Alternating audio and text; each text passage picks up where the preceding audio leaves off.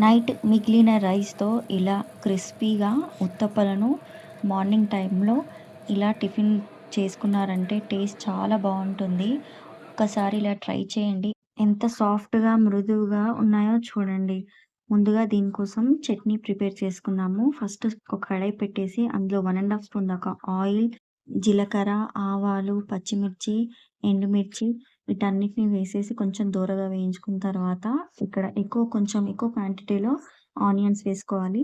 Onions కొంచెం బాగా ఇలా మగ్గిన తర్వాత హాఫ్ స్పూన్ దాకా అల్లం వెల్లుల్లి పేస్ట్ ఇది కొంచెం కలిపేసుకొని హాఫ్ స్పూన్ దాకా పసుపు, రుచికి సరిపడా సాల్ట్ వీటన్నిటిని వేసుకొని ఒకసారి కలిపేసుకోవాలి. తర్వాత ఉడికించి పెట్టుకున్న 3 మీడియం సైజ్ బంగాళాదుంపల్ని ఇందులో వేసేసుకోవాలి. ఈ ఉత్తప్పాస్‌కి ఈ ఆలు కుర్మా కాంబినేషన్ చాలా బావుంటుంది.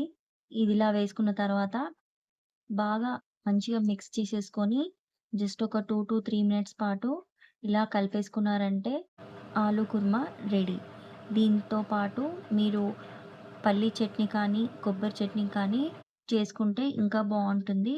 ఇలా ఆలు కుర్మా అనేది మనకి ఈ విధంగా రెడీ అయిపోయింది. ఇప్పుడు దోస బ్యాటర్ కోసం ఇక్కడ నేను ఈ కప్పుతో అరకప్పు దాకా రైస్ మిగిలింది. ఈ రైస్‌ని ఒక మిక్సీ జార్ తీసుకొని రైస్ అంతా ఇందులో వేసేసుకోవాలి. తర్వాత 1/3 కప్ దాకా రవ్వను వేసుకోవాలి. మీకు దోస బ్యాటర్ ఇంకా ఎక్కువగా కావాలి అనుకుంటే కొలతలన్నీ డబుల్ క్వాంటిటీలో తీసుకోవాలి. తర్వాత ఇందులో 1/3 కప్ దాకా పెరుగును వేసుకొని 1 కప్ దాకా వాటర్ వేసుకొని మెత్తగా ఇలా మిక్స్ చేసుకుంటే మీకు దోస బ్యాటర్ అనేది ఈ విధంగా రెడీ అవుతుంది. ఇప్పుడు ఇందులో హాఫ్ స్పూన్ దాకా సాల్ట్ వేసుకొని కలిపేసి ఒక 10 నిమిషాల పాటు మూత పెట్టేసేయాలి. తర్వాత ఇప్పుడు స్టవ్ పైన నాన్ స్టిక్ పాన్ పెట్టేసి అందులో 1 ½ స్పూన్ దాకా ఇలా మీకు నచ్చిన సైజులో ఉత్తప్పను వేసేసుకోవాలి.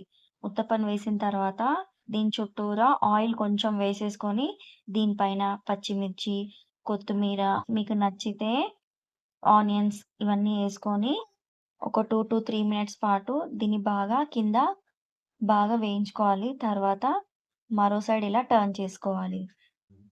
ఇటు సైడ్ కూడా బాగా గోల్డెన్ కలర్ వచ్చేంత వరకు వేయించుకోవాలి. కంప్లీట్‌గా ఒక్కొక్క ఉత్తప్ప మనకు ఒక 5 మినిట్స్ పడుతుందండి. పెద్దగా టైం కూడా ఏం పట్టదు.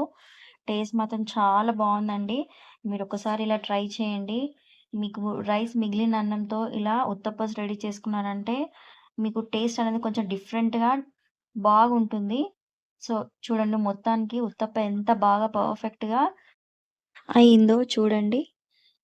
మార్నింగ్ టైంలో ఇలా బ్రేక్‌ఫాస్ట్‌లా ఇలా మీరు ఉత్తప్పలు రెడీ చేసి పెట్టుకున్నారంటే ఫస్ట్ టైమ్ చేసినా కూడా ఈజీగా వస్తుంది. ఒక్కసారి ఇలా ట్రై చేయండి. మళ్ళీ మళ్ళీ చేసుకొని తింటారు. టేస్ట్ ఎంత బావుంటుంది. సో, మీరు కూడా ట్రై చేసి మీకెలా వచ్చిందో నాతో షేర్ చేయడం మాత్రం అస్సలు మర్చిపోవద్దు. వీడియో గనక నచ్చినట్టయితే లైక్ చేయండి.